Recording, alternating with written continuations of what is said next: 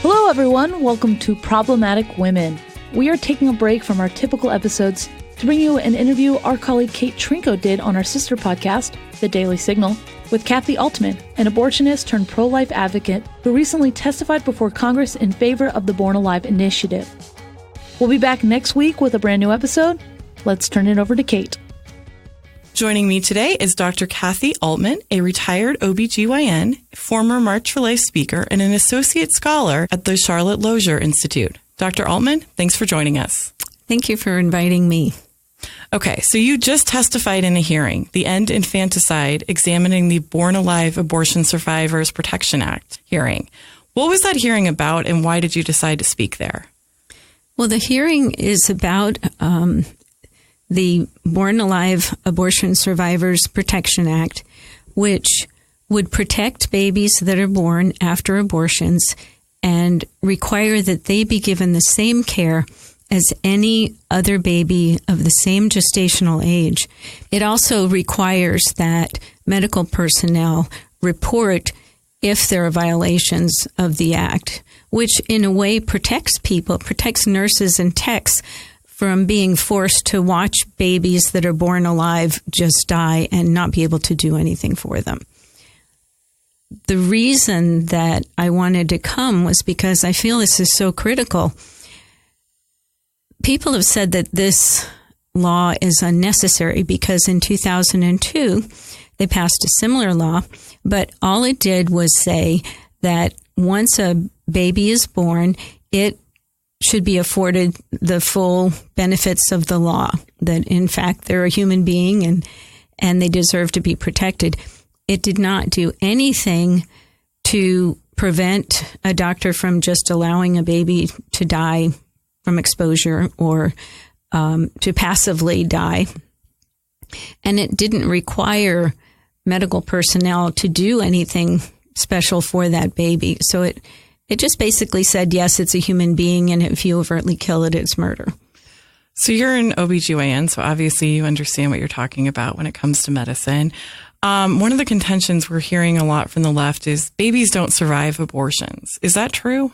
That's not true. And now that a few states have been required to report abortions, the numbers are coming in. They are surviving. And we've got living, breathing examples of this in Melissa Oden and a large number of other people who have actually survived abortions. In the hearing today, one of the representatives related an experience when he was a resident, was called down to the emergency room to attend a woman who was bleeding to death after an abortion. And in the other room was this baby that looked completely healthy, except its one arm was limp. Well, apparently the doctor was intending to do a dismemberment abortion and grabbed a hold of the arm and the whole baby came out. And so that's how that particular baby survived. But if the cervix is overdilated, even in dismemberment abortions, you can have live babies. There was a baby in Florida where the woman had the laminaria inserted to dilate her cervix, and then she was given some Cytotec to cause contractions. Well, she delivered before the doctor got there. This happened in the waiting room. They tossed the baby on the floor, cut its cord, threw it in a bio bag. And she later filed suit because the baby had not been cared for, and it was sort of horrendous reading through the suit to look at all the violations in that clinic. So I would think that at least some of these babies who survive abortion would be considered born premature. What do we know from modern medicine about the survival rate of premature babies? Well, they did an interesting study where they looked at the differences between hospitals and whether the babies were actively cared for or whether they were just left with no care. And in the cases where the babies were actively cared for, they actually had good results. And the neonatologist who testified today testified that the youngest baby she's had survive was 22 weeks. Wow. But medicine has come so far that these babies are surviving, and they're surviving really without bad sequelae. You know, you want to have babies that survive and can function, but that can happen if the babies are treated appropriately. And that's what's so important about this bill, is that we give these babies a chance. They've survived abortion. There are those that say, well, this is a very private decision that should be made by the doctor and his patient. Well, these are the people that just tried to kill this baby. Why are we going to let them make the decision? It should not be in their hands. And that's what this bill is about, is providing a definite structure so that if the baby's born and it's alive, then they have to involve someone else. Okay, to switch gears a little bit, you yourself are a former abortionist. So what changed your mind on this issue? Well, when I went to my residency program, I was extremely pro-abortion. I'd had an abortion, and I think that probably colored my thinking. But I felt that it was a matter of women's rights, and it had nothing to do with the baby. And so I was trained in first trimester D&C with suction abortions, but I was so gung-ho, I went and did a preceptorship with one of our attendings and learned how to do dismemberment abortions, or D&Es, which are later term abortions. And I felt that I was a woman's advocate and I was helping women. So I felt that I was doing everything right, and I loved taking care of women. I moonlighted doing abortions at a clinic and continued to do that even when I was pregnant, and felt that I saw no incongruity with that. My baby was wanted, theirs was not, and that was the difference. After my delivery, however, when I came back to work in the clinic, something had changed in my mind, because I felt a little different all of a sudden. And I was confronted with 3 patients that basically changed my mind. The first one, I had personally done 3 abortions on before. And I hadn't been doing them that long, and I was not the only abortionist at that clinic. I went to the clinic staff and said, hey, I don't want to do this. She's using it as birth control. This is ridiculous. They said, well, it isn't your call. It's her right. You need to do the procedure. So I did the procedure, and afterwards tried to get her to use birth control, and she refused. The second patient came in with a girlfriend, and sometimes they would ask to see the tissue. And this girlfriend said, do you want to see the tissue? And she said, no, I just want to kill it. And I thought, what did this baby ever do to you? Now that's the clue. I don't think I ever thought of them as babies before. The third patient came in, and she had 3 other children, and she and her husband felt that they could not afford another baby. Well, she cried the entire time she was there. And after that, I couldn't do abortions anymore. The fact that they were unwanted was no longer enough justification for me to kill them. The sad thing is that I still referred for abortion. I still believed abortion was a woman's right. I just sort of thought it was the lesser of 2 evils.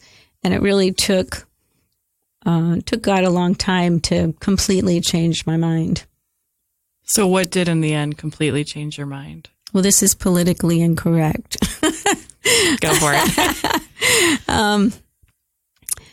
One thing, some changes began as I was in practice, and I saw young girls who got pregnant, and they actually did extremely well. Well, that did not jive with the feminist propaganda that I believed. I believed that if you got pregnant when you were young, it would just ruin your life.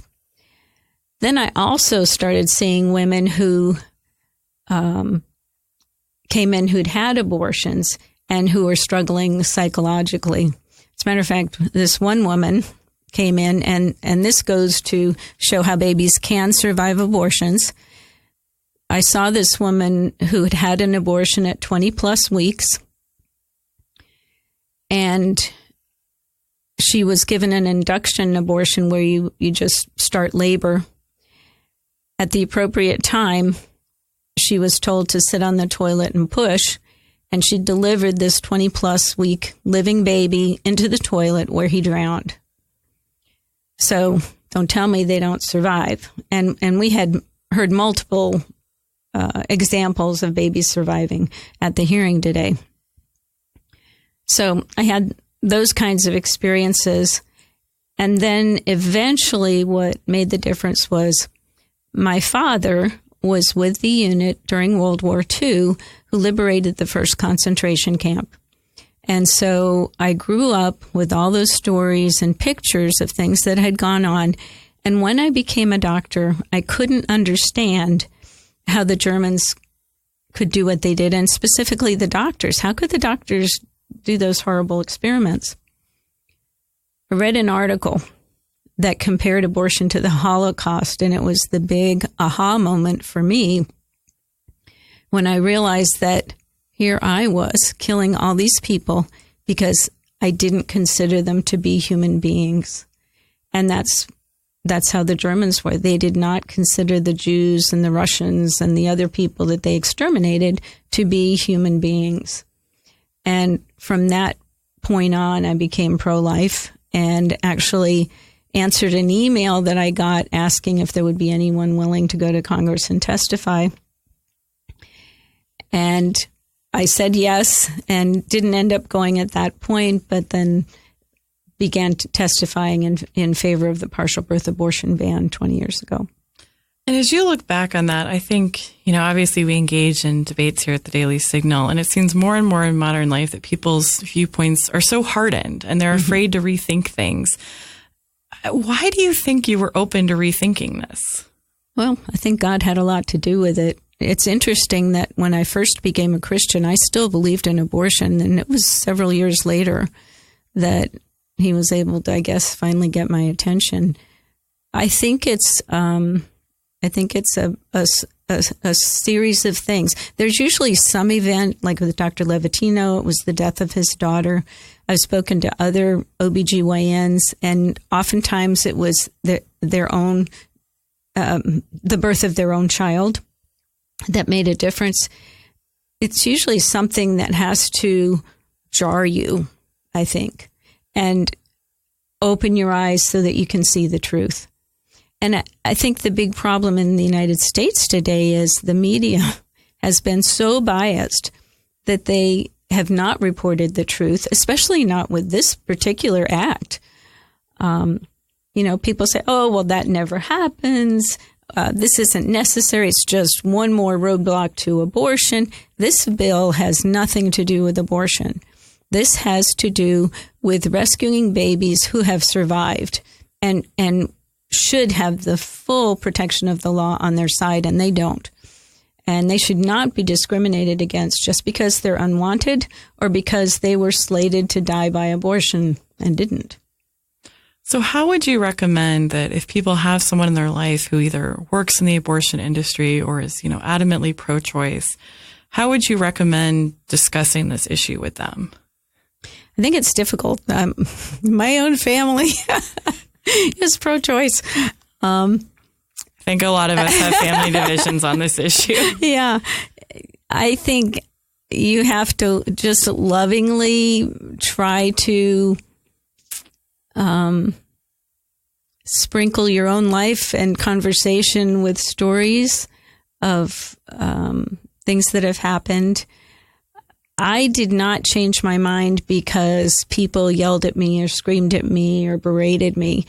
It was Christian friends who loved me, even though they didn't agree with my opinions. They loved me enough to be my friends, but then they also loved me enough after they got to know me well enough to give me that pamphlet. And really what the one guy said was, I know you feel strongly on this issue, but would you be willing to read this? And I said, okay, because I trusted him. That's so interesting. Well, to switch gears again a little bit. So we often hear that if you believe in science, you should be pro-choice, you should be pro-abortion. What do the medical facts actually show on this issue? And that's crazy because science is really on the pro-life side. There actually is no other place that we can define the beginning of life other than when a sperm and an egg meet. We know that these babies develop quickly and that they feel pain. And yet the media never reports that kind of stuff. So, and it's always poo-pooed or, told it's a blatant lie so that people aren't aware. So many times when I have spoken to people, they are absolutely appalled when babies beyond 5 months are being aborted. They think, well, that doesn't happen. Oh, it's only in the first trimester. And I think the vast majority of Americans do not approve of abortions past the first trimester, especially when you're dismembering them to get them out.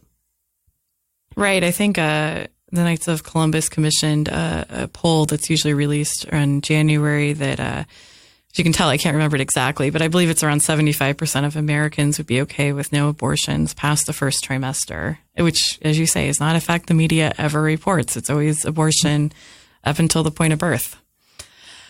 Okay, so how do you think women are affected when they have an abortion, and how can we support women who have had an abortion? I don't think any woman can have an abortion and remain unscathed. You can't kill your child and not have it affect you. We don't have good data on it because most women who have had abortions don't talk about it. And oftentimes it's not till later that they regret what they've done, or they may not understand that their substance abuse, their depression, their failed marriages can be related back to the trauma from their abortion. So we really don't know how much it affects women because it's not, most women don't report. We do know that it does occur, and there have been some studies that have shown that they do have problems after abortion, not just physical problems, but emotional problems afterwards. They need to be supported. They need to be loved. They need to understand that we have a forgiving God who can forgive even that. And I think that's a hard thing for many women to understand. On a very deep level, they feel that if they've killed their child, that they can't ever approach God again. And that's untrue. If God can forgive me, he can certainly forgive them. I think the biggest problem is it's such a secret, so that women are out there, but nobody knows who they are or that they're suffering. There are groups out there for counseling. It does take counseling and healing and prayer.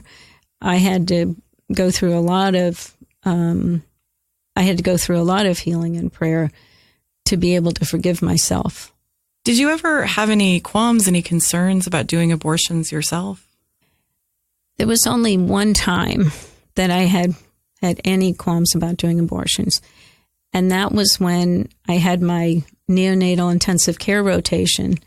And I realized that I was doing abortions on the same size babies as the babies I was aborting.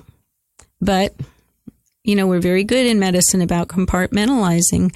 And I just kind of tucked that to the back of my mind, because otherwise I really did not see a fetus as any different than a chick embryo. And so I could get rid of them without any conscience. My concern was for the patient, the woman. We actually have 2 patients as OBs, but I didn't consider the baby as a patient if they were unwanted. And if you don't mind me asking, when you said we're good at medicine, at compartmentalizing, what did you mean by that? It means that we can kind of put things in different boxes. And so we take an oath that we are only going to help and not harm. But we take this little exception, abortion, and we stick it over in the corner.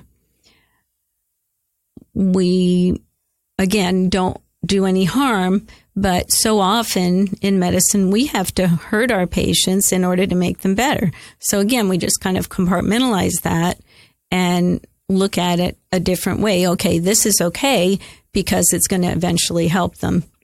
Abortion is okay because look at the life this poor girl would have if she couldn't have her abortion. And, she might go have a back alley abortion or something. Which it's interesting that it wasn't Roe v. Wade that really decreased the mortality of abortion. That started long before. And if you look at it graphed out, it was a pretty steep decline after the introduction of antibiotics and other medical procedures, so that it was just kind of the same downhill trend. There were actually apparently more deaths from abortion right after Roe v. Wade than there were right before. And unlike I think the number that was thrown around was something like 5,000 deaths from abortion.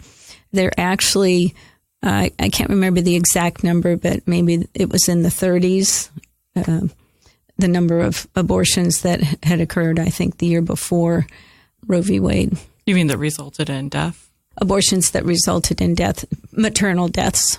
Okay, Dr. Kathi Aultman with the Charlotte Lozier Institute, thanks so much for joining us today. Thank you for bringing me here. I really feel honored. This podcast is a product of The Daily Signal, produced by Kelsey Bowler and Lauren Evans. Special thanks to our editor-in-chief, Katrina Trinko. We produce Problematic Women in remembrance of our dear friend and former co-host, Bree Payton.